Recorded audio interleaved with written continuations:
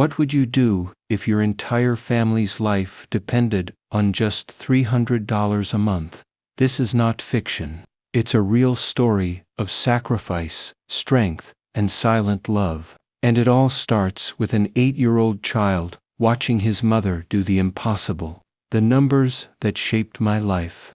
I was just 8 years old when I first understood the value of money. Not through a bank, not through school, but through my mother's eyes, eyes that knew the cost of every grain, every drop, every breath. My father earned $300 a month. He handed $200 to my mother every month. That was the lifeline of our home. $50 went into a small bank account, his version of a future plan. The remaining $50 were for his meals and rent at his workplace. And with the $200, my mother did magic, but not the kind that sparkles or glows. It was invisible magic, the kind that smells like freshly baked bread and feels like warm hands wiping your tears.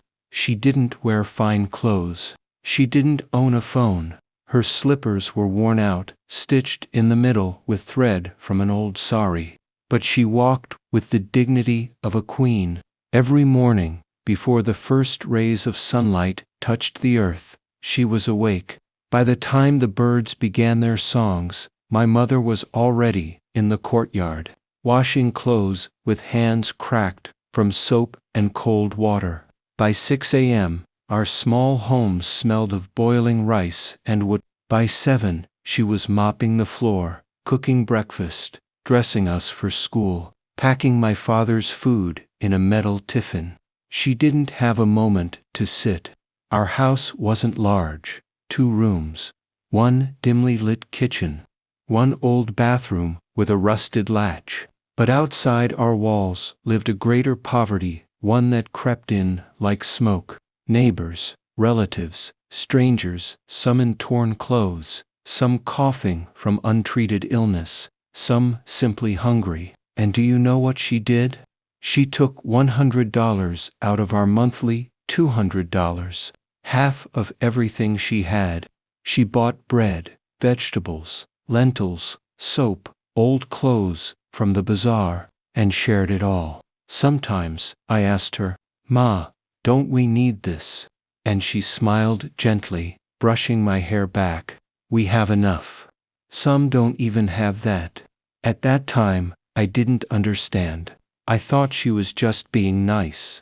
I didn't realize she was carrying the weight of 5 families on shoulders that barely weighed 100 pounds. She would clean, scrub, cook, serve, fetch water, go to the market, take care of us, help neighbors with stitching, even assist an old woman nearby who couldn't walk. But her hands, those hands, told the real story. Reed from harsh soap, burnt from hot oil, scratched from cutting vegetables too fast, cracked and dry from years without cream or care. She never asked for help, not once. At night, when we were small and scared to go to the washroom, we'd call out to her, "Ma, can you come with me?" And no matter how tired she was, no matter how many steps, she came. She stood outside the door like a silent guardian. "I'm right here," she'd whisper. "I won't leave until you come out." I still remember that feeling, knowing someone stood behind that thin wooden door, someone who would protect you from everything, even darkness itself. The morning after that, everything changed. My mother collapsed. Our house was quiet, too quiet. It felt like even the walls were holding their breath. She lay on a thin mattress, her eyes closed.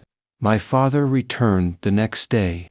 He had left his job behind and rushed home. When he saw her, his face crumbled. He sat beside her silently, holding her hand in a way I had never seen before. For a long time, he said nothing. Then I saw his shoulders shake. I had never seen him cry until that day. He whispered, "I thought she was strong enough to carry everything." I didn't know she was breaking inside. Neither did I.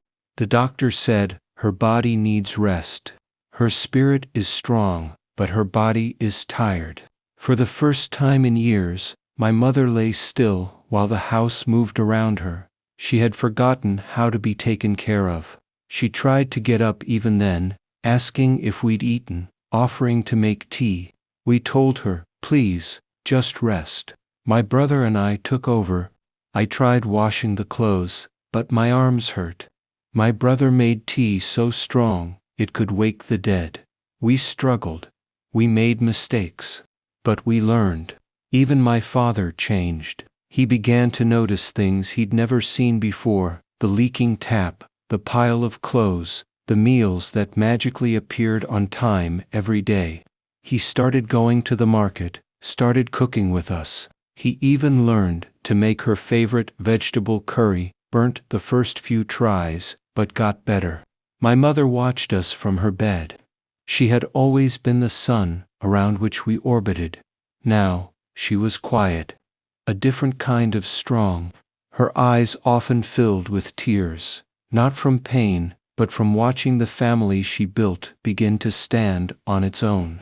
One evening, I sat beside her with her blue notebook, the one where she tracked every expense down to the last coin. I asked her, "Why didn't you ever say you were tired?"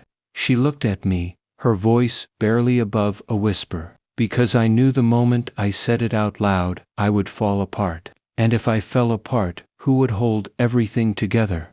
That answer rewired my soul. On her 60th birthday, we invited a few neighbors for a surprise. But what happened went far beyond what we expected. One by one, neighbors stood up to speak. When my husband passed away, she brought food to my doorstep every day for 3 months. She paid for my son's books without ever telling anyone. She walked to the hospital every day to sit beside my daughter when I couldn't leave work. She cried listening to them. Not tears of sadness, but of recognition.